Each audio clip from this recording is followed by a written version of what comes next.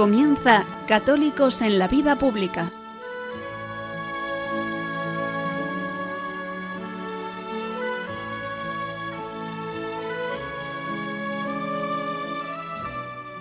Un espacio dirigido en Radio María por Luis Zayas.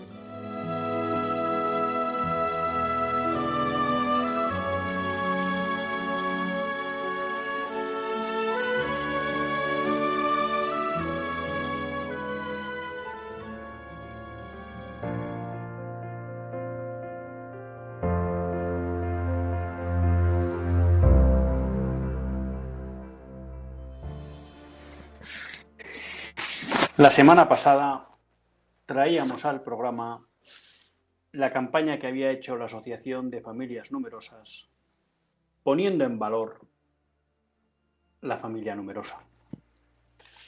Me hacía eco de un artículo de Jorge Soleil en la Fundación Disenso, en la que comentaba la campaña. Una campaña que, como otros años anteriores, me parecía a mí que atacaba uno de los aspectos centrales de la sociedad moderna que nos están queriendo vender y construir: el hedonismo. Un hedonismo que en el ámbito de la familia lleva a que la sociedad viva una sexualidad al margen de la entrega y del amor, lo cual quiere decir que la sexualidad se ha convertido en algo lúdico, en algo para divertirse, y que no tiene ninguna relación con la entrega, con el amor y mucho menos con la apertura a la vida. Un hedonismo que entiende la familia como algo negativo, que exige compromiso y que por tanto se rechaza o, en el mejor de los casos, se retrasa.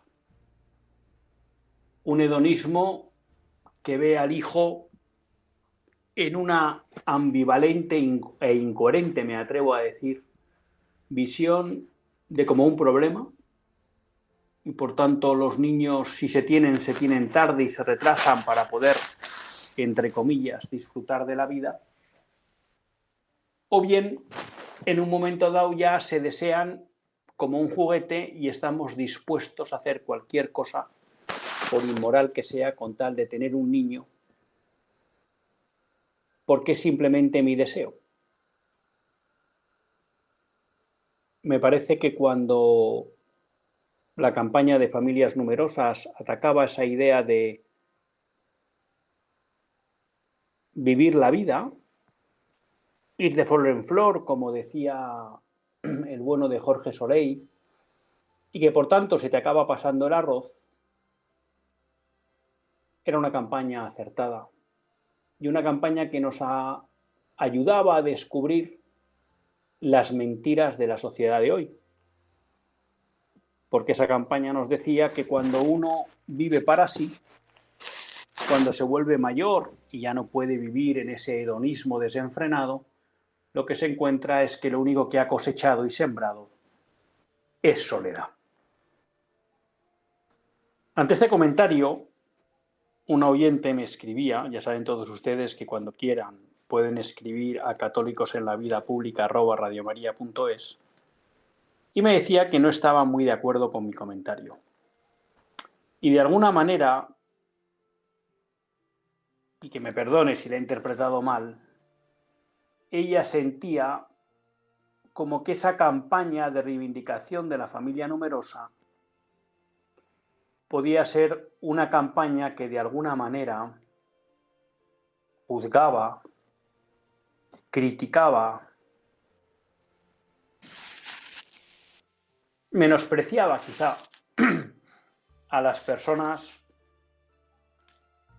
que no habían tenido familia o que no habían tenido familia numerosa.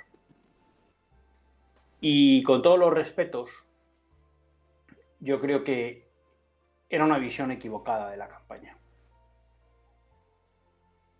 No cabe duda de que los hijos son un don, y así los vemos los católicos.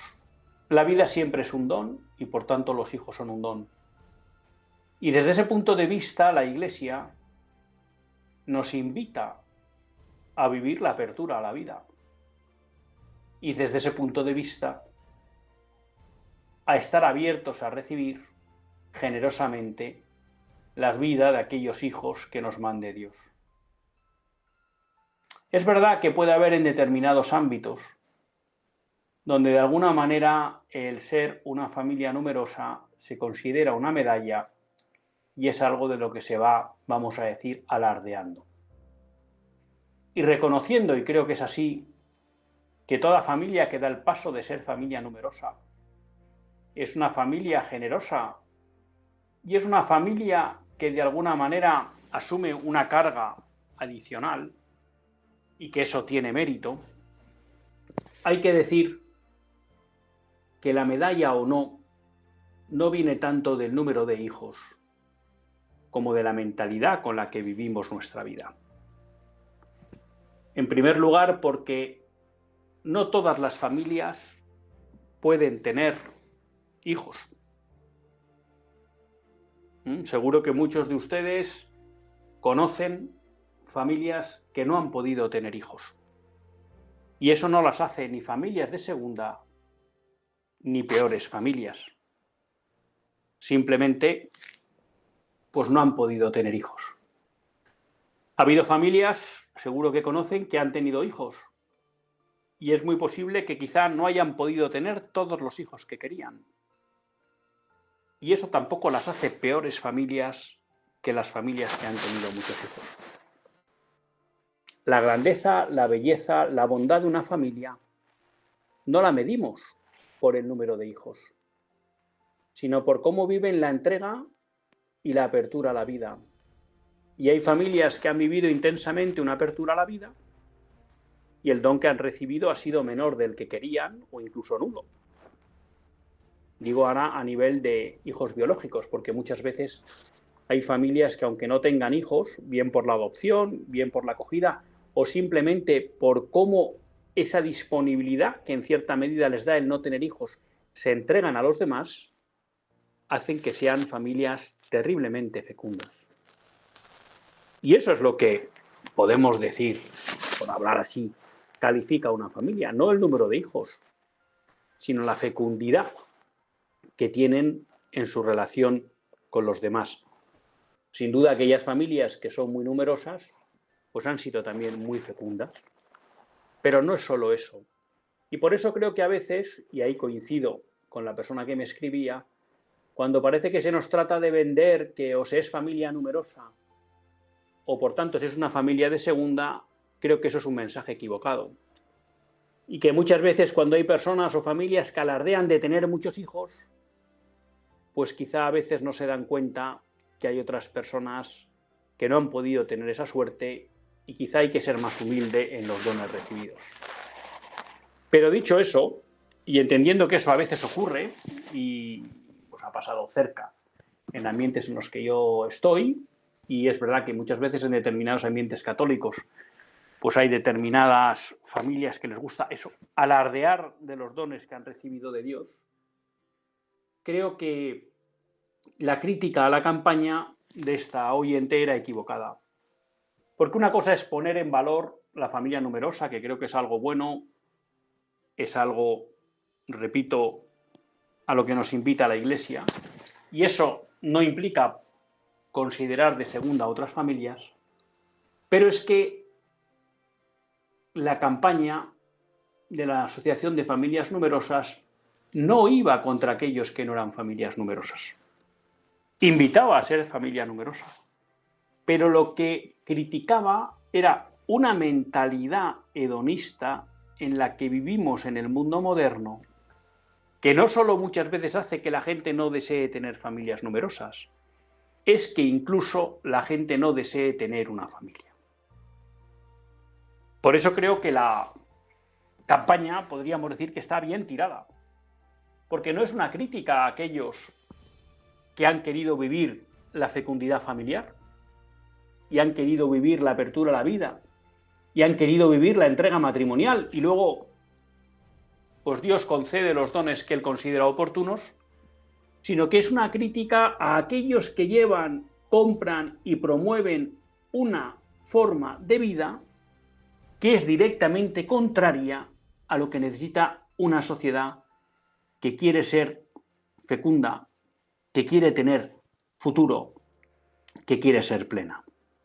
Y es que la vida no está para vivirla en el placer, sino que la vida está para entregarla. Y cuando uno entrega la vida, recibirá agradecidamente los dones que le quiera dar el Señor. Que a veces será solo un gran marido y una mujer estupendas, a veces unos hijos y otras veces muchísimos hijos. Pero repito, no nos quedemos solo en lo biológico. Hay muchas familias que con pocos hijos biológicos o ninguno son tremendamente fecundas. Y esa fecundidad es la que tenemos que buscar los católicos en nuestras familias. Que ojalá Dios nos conceda a todos el don de tener muchos hijos. Pero quizá algunos no podamos. Quizá para otros no sea el plan de Dios. Lo importante es que nosotros, como nos invita la campaña de familias numerosas, vivamos la familia dándola, la vida dándola y no pensando en nosotros mismos. Comenzamos.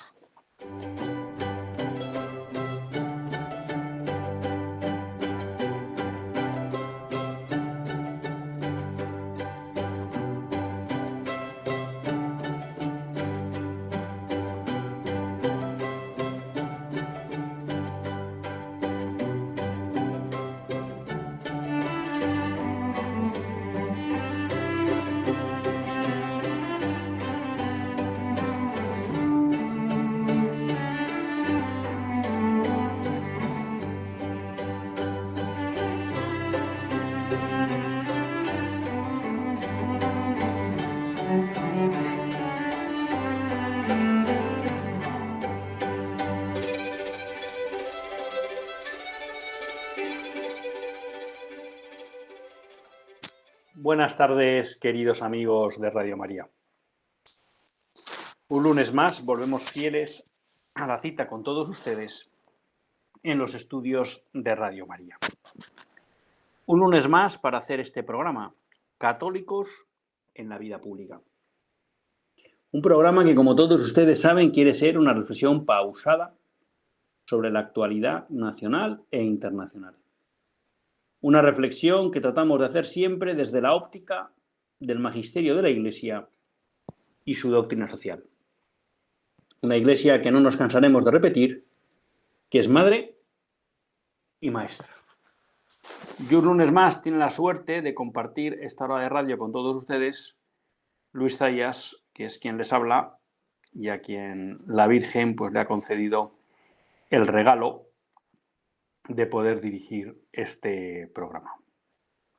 Un programa que, como todos ustedes saben, bueno, pues pueden contactar con nosotros a través del correo electrónico católicosenlavidapublica@radiomaria.es, católicosenlavidapublica@radiomaria.es. Pueden participar en el programa a través del WhatsApp. Ya saben que WhatsApp está solo vivo durante el programa y, por tanto, les recuerdo que pueden escribirnos al 668 59 4383. 668 59 4383. Así que durante el programa pues estaremos encantados de poder contestar aquellos mensajes que nos manden por el WhatsApp. Y luego, pues si uno es un poco ordenado y no me despisto, como a veces me pasa, pues les daremos paso en el teléfono al que pueden llamar en el directo del programa.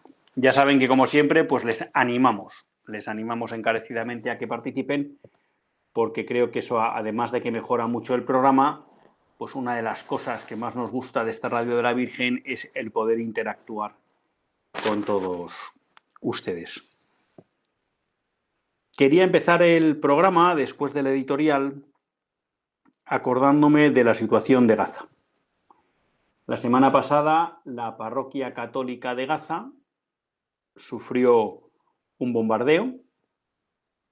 Si ahora no recuerdo mal los datos, resultaron muertas 2 o 3 personas, varias heridas, entre ellos el párroco católico de Gaza. Hay que decir que el gobierno israelí trató de dar una excusa diciendo que había sido un daño o un fuego colateral.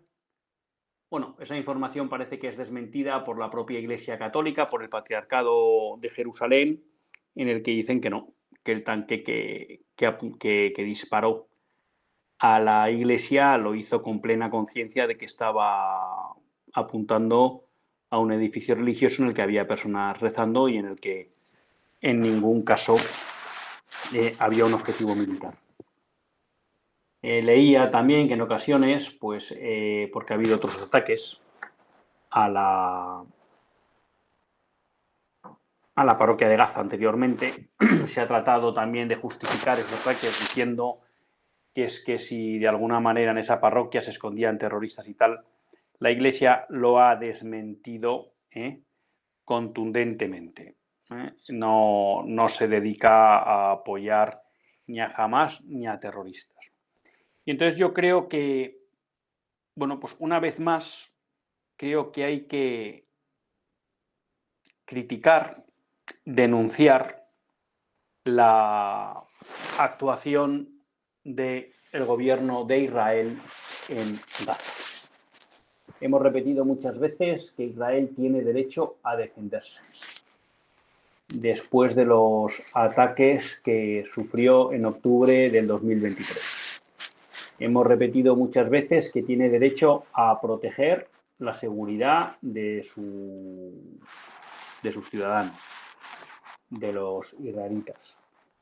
Y tenemos que decir que, por tanto, pues tiene derecho a eso, pero que el fin no justifica los medios. Y esta idea que parece que va calando de que, primero, cabe cualquier acción, ya hemos hablado de esto en otros programas, con tal de que Israel se defienda.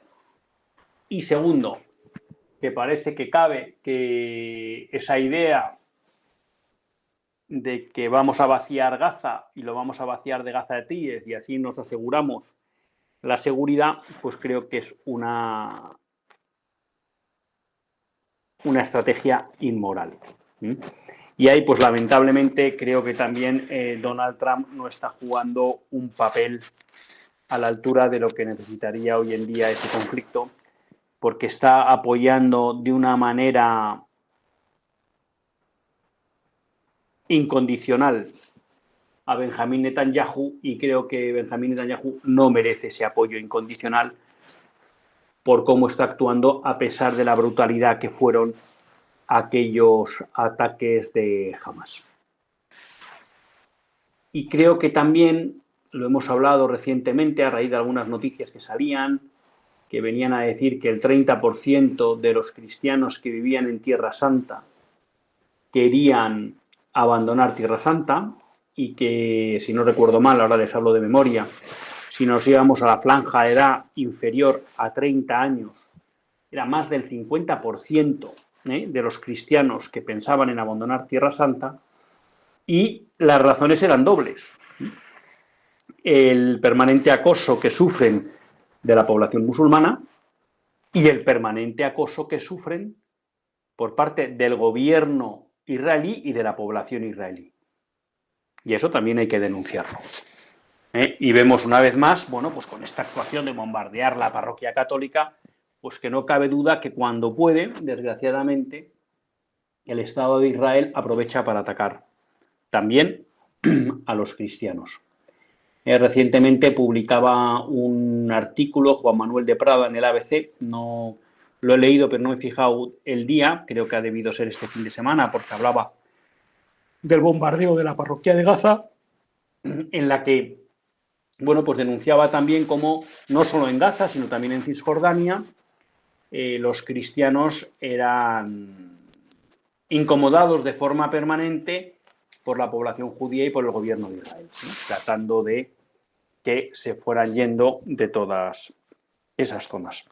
Así que denunciar la actuación de Israel en Gaza, denunciar la actuación de Israel contra los cristianos y, ¿por qué no?, pues pedir a la comunidad internacional, esto es un brindis al sol, ustedes me entenderán, pues que sean capaces de poner un poco de raciocinio, si es que es posible, en todo esto que está pasando en en Israel y en Palestina.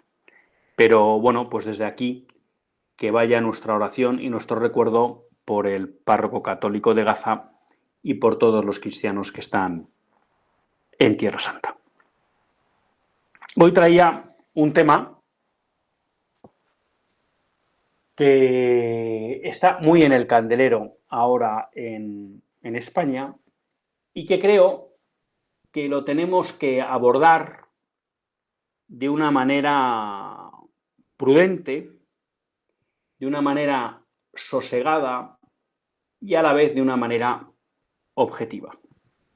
Creo que todos ustedes, la mayoría de ustedes, serán conocedores de todos los sucesos que se han producido en este pueblo de, creo que era de Murcia. Ahora, fíjense, estas son las cosas del directo. Llevo todo el día preparando lo que íbamos a hablar y ahora pues se me ha ido el nombre del pueblo. Torre Pacheco, ya me ha venido. Toda la cuestión que ha sucedido en Torre Pacheco en relación, bueno, pues con el ataque que sufrió esta persona mayor por 3 inmigrantes magrebíes que le dieron una paliza, la reacción del pueblo indignados ante esos ataques que había sufrido esta persona mayor, los enfrentamientos que se fueron produciendo entre españoles e inmigrantes y luego, bueno, pues como siempre, el hecho de que allí apareció gente para nadar en río revuelto, para pescar en río revuelto, la izquierda alegando que los españoles son racistas y demás, y luego pues grupos ultras que, bueno, pues lo que iban es a buscar bronca. Y a partir de ahí pues empiezan a sonar los discursos que por un lado pues tratan de criminalizar los discursos que dicen que la inmigración puede ser un problema o que es un problema de hecho, y aparecen los discursos buenistas de que la inmigración es maravillosa, todo es fenomenal y que aquí no hay ningún problema y que el problema es que los españoles son racistas o que hay una serie de partidos o de discursos que generan odio. Y yo creo que esta cuestión es lo suficientemente seria como para que tratemos de abordarla de una manera, pues como digo, tranquila, prudente, objetiva y sin el intento de querer caer en lo políticamente correcto. Porque con carácter general, lo políticamente correcto nos engaña. Nos engaña. Yo les animaría a todos ustedes, si este es un tema en el que de verdad quieren profundizar, pues que se acerquen a la Fundación Neos, a la página web de Neos, y accedan a un informe que se publicó en enero de este año, titulado Inmigración en España, buenismo o eficacia. En ese informe han participado personas de la categoría de Alejandro Macarrón, de Carlos Beltramo, de Fernando Rosado, de Jorge Soleil, que son personas que conocen en profundidad la cuestión de la inmigración, tanto a nivel de lo que está sucediendo en la gestión de la inmigración en España, como de las reformas que serían necesarias a hacer para hacer una gestión adecuada de la inmigración, como de lo que es la realidad de la inmigración en España con los datos, ¿no? Hay una persona como Alejandro Macarrón que realmente lo borda cada vez que aborda esta cuestión desde el ámbito de los datos. Y aquí yo creo que, si quieren, podemos empezar pues por lo que es más propio nuestro, ¿no? Lo hemos citado muchas veces, y es por el Catecismo de la Iglesia Católica. El Catecismo de la Iglesia Católica dedica un número, el 2241, a la cuestión de la inmigración, que la incardina dentro del cuarto mandamiento, el honrar a los padres. Y dice: las naciones más prósperas tienen el deber de acoger, en cuanto sea posible, al extranjero que busca seguridad y los medios de vida que no puede encontrar en su país de origen. Las autoridades deben velar para que se respete el derecho natural que coloca al huésped bajo la protección de quienes lo reciben. Bien, aquí aparece una primera cuestión, y es: las naciones tienen un deber de acogida. Absoluto, no, porque rápidamente dice: en cuanto sea posible, al extranjero que busca la seguridad y medios de vida que no puede encontrar en su país de origen. Por tanto, hay un deber. Vamos a entroncarlo si quieren, quizá alguien me podría matizar, pero es un deber relacionado en el ámbito de la caridad, ¿no? Nosotros tenemos el deber de ayudar a los que necesitan ayuda. ¿A todos? No, a los que pueda. ¿Cuánto? Hasta donde puedo. Y sin olvidarme, si soy padre de familia, de otras obligaciones con las que tengo que cumplir. Por tanto, ¿hay un deber de ayudar a los inmigrantes, de acoger a los inmigrantes? Sí. ¿Es un deber absoluto? No. ¿Qué quiere decir eso, por tanto? ¿Existe un derecho a emigrar de un país? Por supuesto. Las personas que están en un país y quieren salir de él para buscar una vida mejor, tienen derecho a hacerlo. Y desde ese punto de vista, sus autoridades de origen no les pueden impedir salir, salvo casos extremos. Por ejemplo, estamos en una guerra. Claro, pues las autoridades tienen el deber de impedir que las personas que están en edad militar abandonen el país para no defenderlo. Pero en una circunstancia en la que estamos normal, lo lógico es que una persona que quiere abandonar su país para buscar otro mejor, donde vivir mejor, tenga derecho a hacerlo. ¿Que tenga derecho a buscar una vida mejor implica un deber irrenunciable de acogida por parte del país donde llega? No. Porque, como muy bien explica el catecismo, el país de acogida tiene que hacer una evaluación de si es posible acoger o no a esa persona. Primer punto que queda. Aquí también un matiz, ¿no?, que lo explica muy bien el documento que les digo. Es un documento, ya les digo, sobre inmigración en la Fundación Neos, que es, oiga, no es lo mismo cuando estamos hablando de derecho de asilo, es decir, una persona que huye de su país porque su vida o su seguridad o su libertad corre peligro, y en ese caso es irrenunciable el deber de acogida, porque le estamos salvando la vida, frente a una persona que abandona su país para buscar una vida mejor, a lo que tiene derecho, pero que no implica la misma obligación respecto del país de acogida. Nosotros ahora vamos a llamar de lo que podríamos llamar el inmigrante que busca una vida mejor, sin más, no el que pide asilo político, que estamos en otro ámbito. Las autoridades, obviamente, a aquel que viene, pues deben velar para que se respete, pues eso, el derecho natural a que aquella persona que entra en nuestro país, pues merece la protección que le dan las leyes en ese país. Segundo, las autoridades civiles, atendiendo al bien común de aquellos a quien tienen a su cargo, pueden subordinar el ejercicio del derecho de inmigración a diversas condiciones jurídicas, especialmente lo que concierne a los deberes de los inmigrantes respecto del país de adopción. Por tanto, segundo punto, ya no es que el deber de acogida no sea irrestricto, sino que hay que hacer una evaluación de cuántos podemos acoger, sino que además el país de acogida tiene derecho a establecer procedimientos para regular la inmigración. Tiene derecho, es un derecho. Por tanto, todos esos que hablan de esas políticas de puertas abiertas, de que aquí entra todo el mundo sin ningún requisito, que favorecen la inmigración ilegal y demás, no es una postura acorde al catecismo de la Iglesia Católica.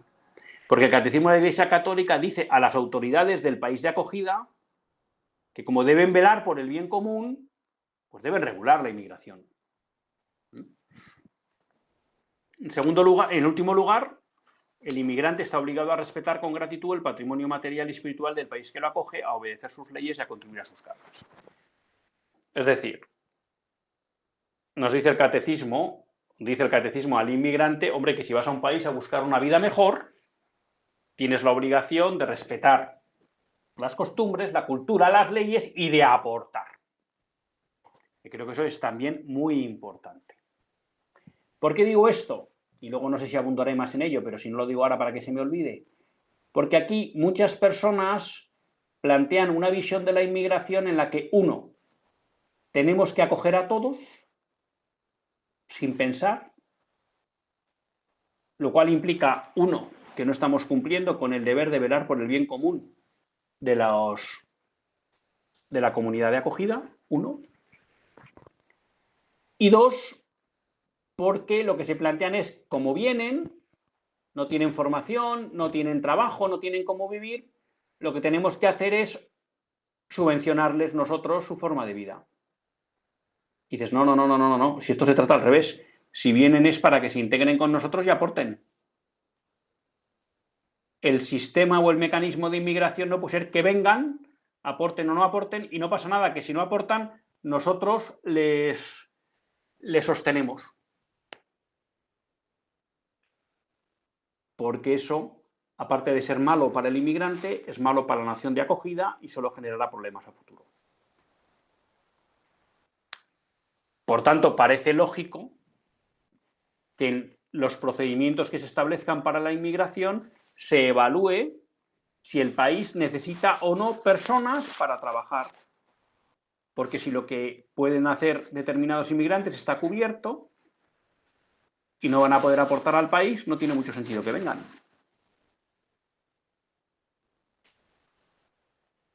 Esto yo siempre digo, porque es una de las cosas con la que juegan los buenistas, ¿no?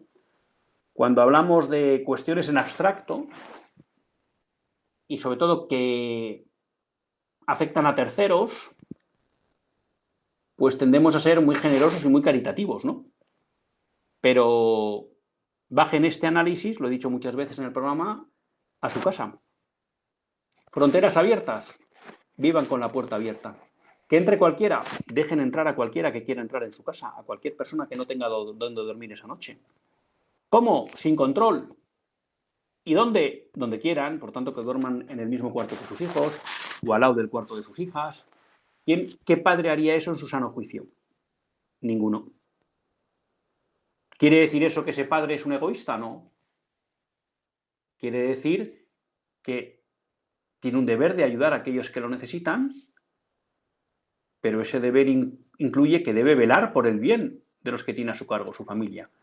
Y por tanto, recuerdo, yo creo que era leyendo una vía de San Vicente de Paúl, ¿no? Como en muchas casas en esos tiempos que efectivamente pasaba mucha gente que iba andando, o mendigos, o personas que estaban de viaje y se paraban en una casa y pedían acogida. Había habitaciones preparadas fuera del ámbito de la casa familiar para que esas personas pudieran pasar la noche y no poner en riesgo, si por lo que fuera una persona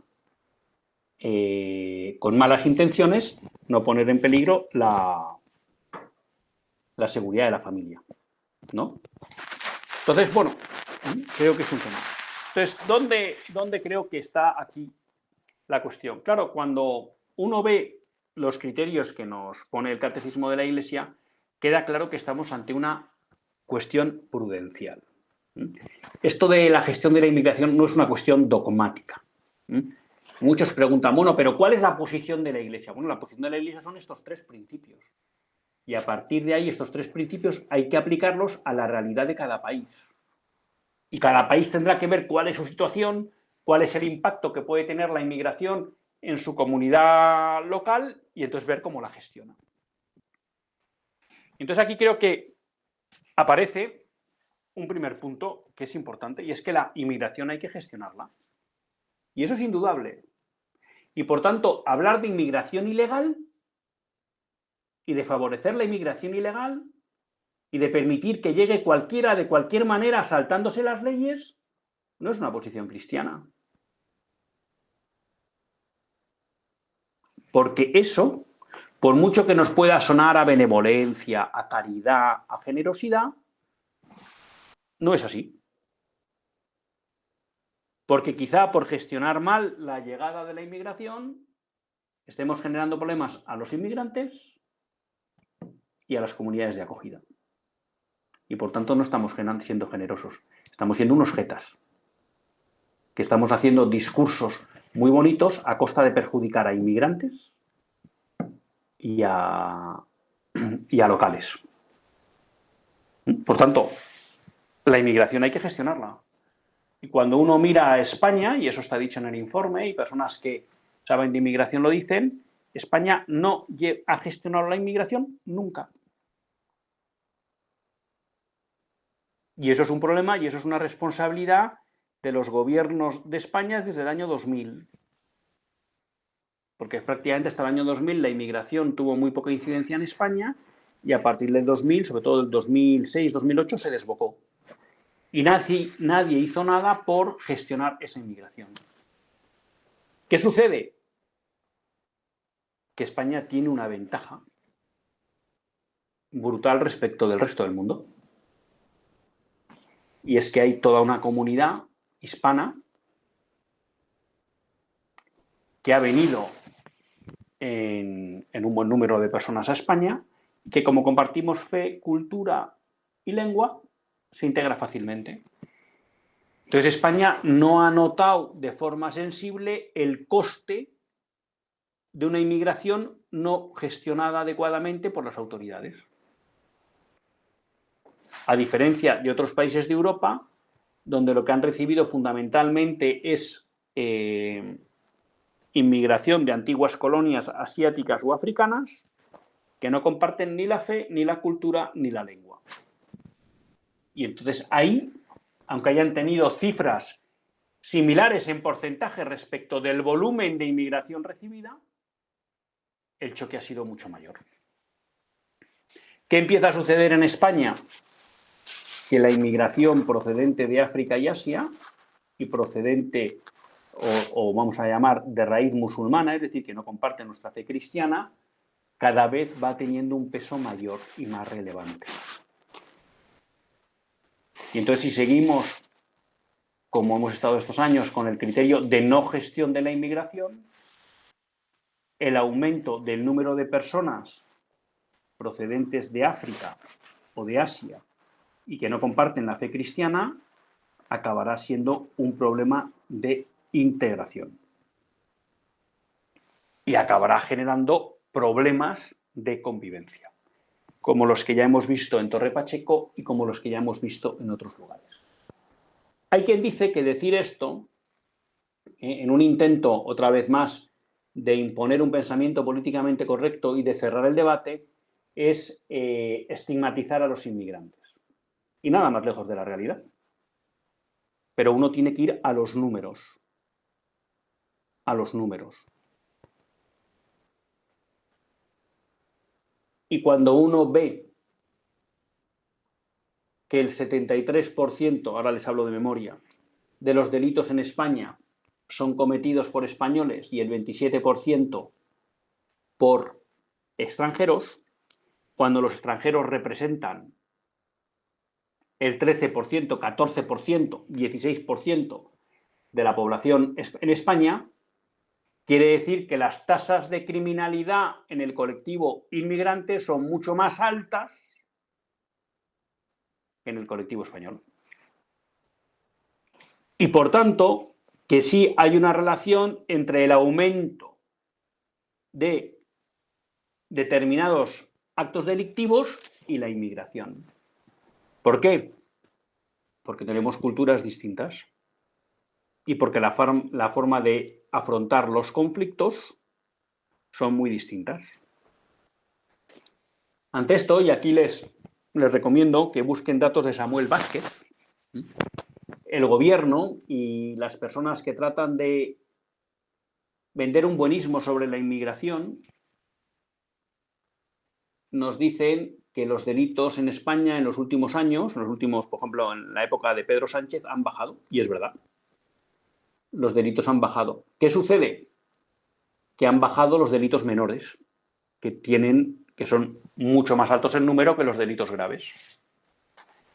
Pero cuando uno va a ver qué ha pasado en los últimos 8 años en delitos de violencia sexual, en asesinatos y en intento de asesinatos, los porcentajes van de crecimientos en el entorno del 30% hasta el 50%. Y cuando uno analiza el perfil de las personas que están relacionados con ese tipo de delitos, pues se ve que hay una incidencia o relación con la inmigración. En general, sobre todo, con el perfil de inmigrante de origen africano o asiático. ¿Quiere decir eso que todos los inmigrantes magrebíes o africanos que vienen a España son delincuentes? Ni mucho menos.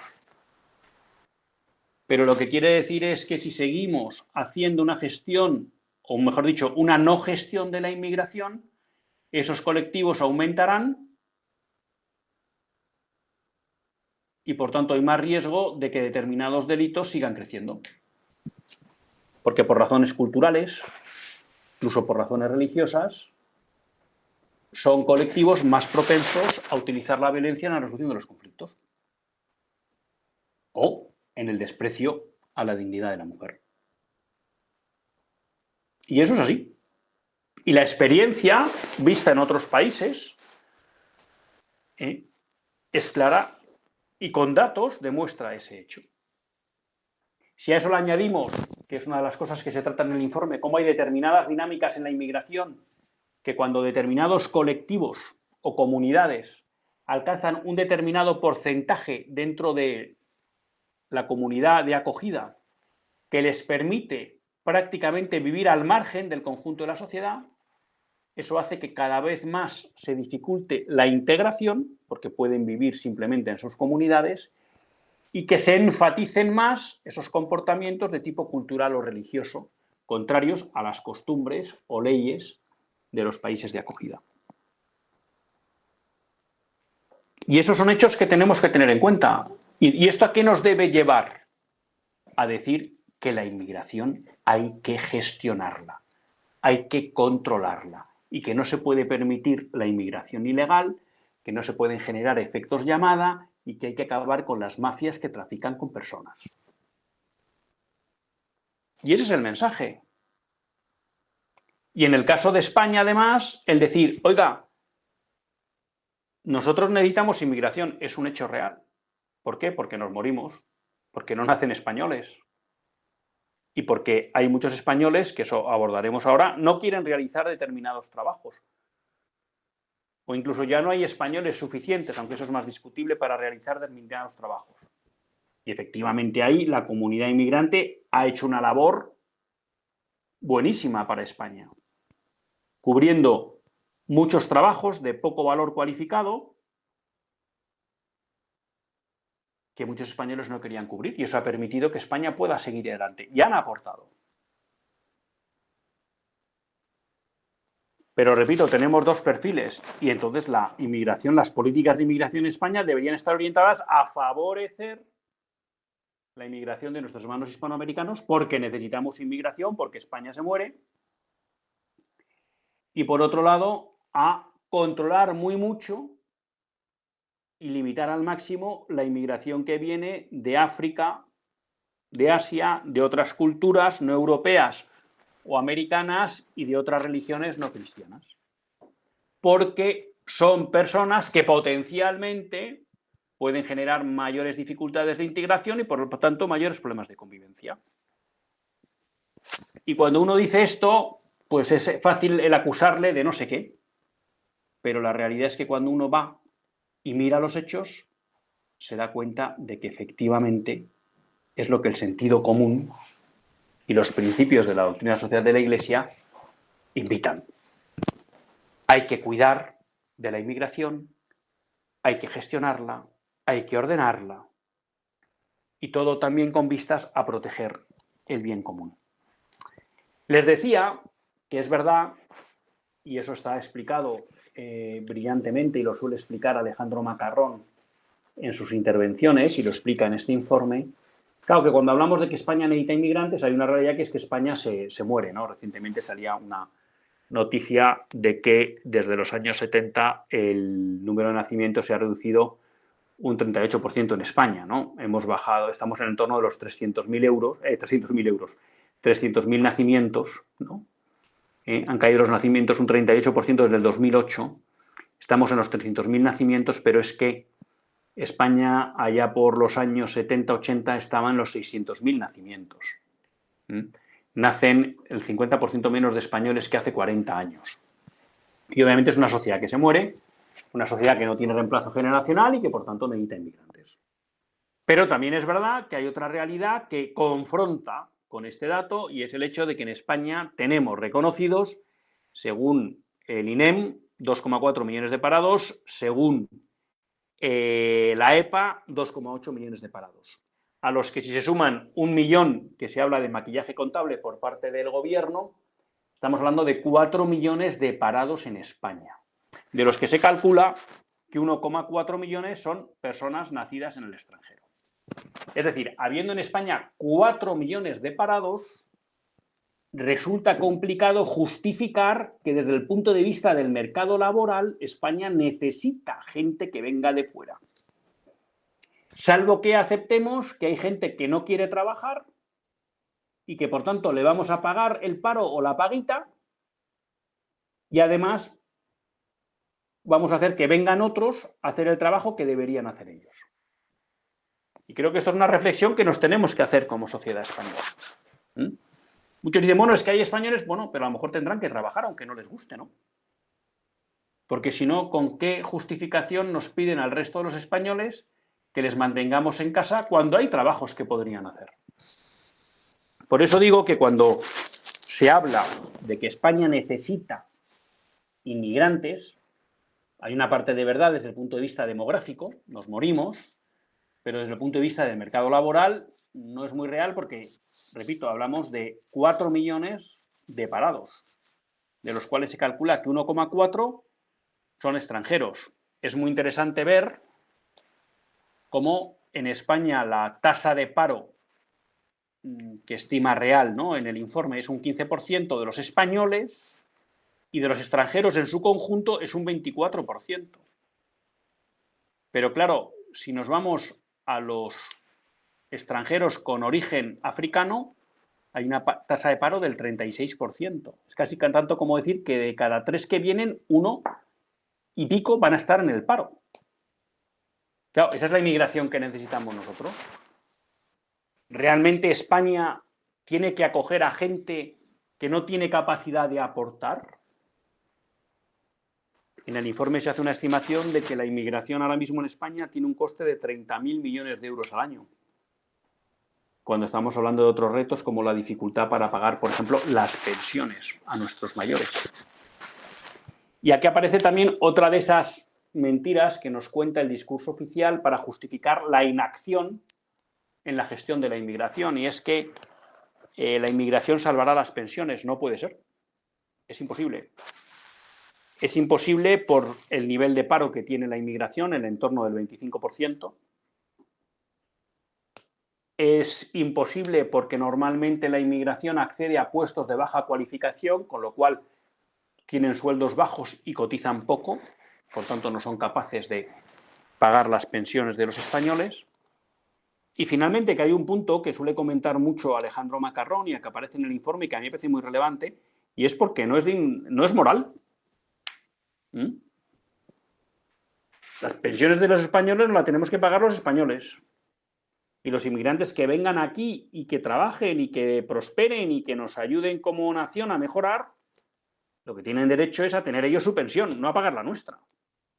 Entonces, a veces también un discurso que en cierta medida es un poco inmoral. Por eso les digo que creo que es bueno que a la cuestión de la inmigración nos acerquemos desde los datos, desde la realidad, y entendamos que es una cuestión muy relevante para el futuro de España, muy relevante para la cohesión nacional, para la convivencia, y que si no se gestiona será un problema. Y aquí a veces se tiende a plantear que la cuestión es, y vamos a ir dejando el programa, solo es la inmigración ilegal. No, es la inmigración masiva, sea legal o no, porque a lo mejor un país, por legal que sea la inmigración, no tiene capacidad de absorberla. Entonces, queridos amigos, no nos dejemos llevar por los mensajes políticamente correctos ni por los mensajes extremistas. Acudan al informe de la Fundación Neos y profundicen en esta cuestión en la que está en juego el futuro de España. Porque sí, la inmigración sin gestión es un problema. Hasta el próximo lunes, si Dios quiere, que Dios les bendiga.